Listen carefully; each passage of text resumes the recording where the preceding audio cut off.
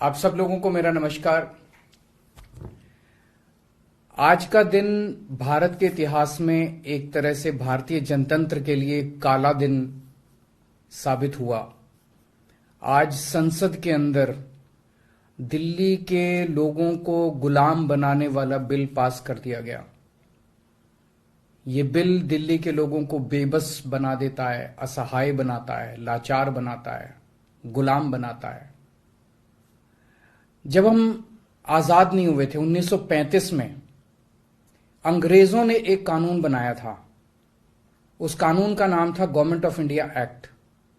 उस कानून में अंग्रेजों ने यह लिखा था कि भारत में चुनाव तो होंगे, लेकिन जो सरकार चुनी जाएगी उसको कोई काम करने की पावर नहीं होगी, काम करने की शक्तियां नहीं होंगी।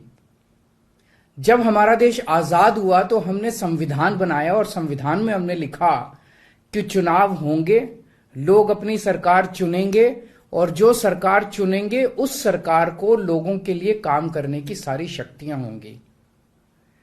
आज आजादी के 75 साल के बाद प्रधानमंत्री मोदी जी ने दिल्ली के लोगों की आजादी छीन ली।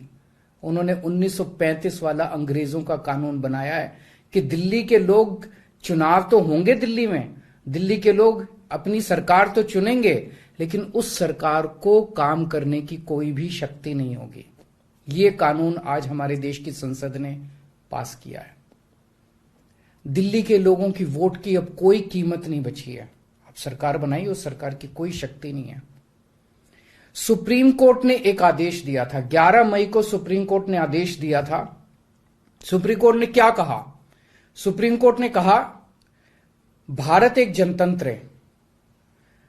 इस जनतंत्र में हम अपनी सरकार चुनते हैं, जनता अपनी सरकार चुनती है और उस सरकार को जनता के लिए काम करने की पूरी ताकत होनी चाहिए, सुप्रीम कोर्ट ने कहा। प्रधानमंत्री जी ने एक ही हफ्ते के, सुप्रीम कोर्ट का जैसे आदेश आया, एक हफ्ते के बाद उसको सुप्रीम कोर्ट के आदेश को पलट दिया और उसके खिलाफ एक अध्यादेश लेके आए।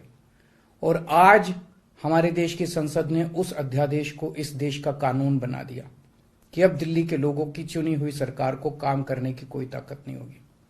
अब इस कानून में लिखा है कि दिल्ली के लोग जो मर्जी सरकार बनाएं, लेकिन उस सरकार को चलाएंगे एलजी साहब और मोदी जी, सीधे सीधे वही लोग चलाएंगे इस सरकार को। तो इससे साफ जाहिर है कि प्रधानमंत्री मोदी जी कह रहे हैं कि मैं सुप्रीम कोर्ट को भी नहीं मानता। जिस देश के प्रधानमंत्री उस देश की सर्वोच्च अदालत को नहीं मानते,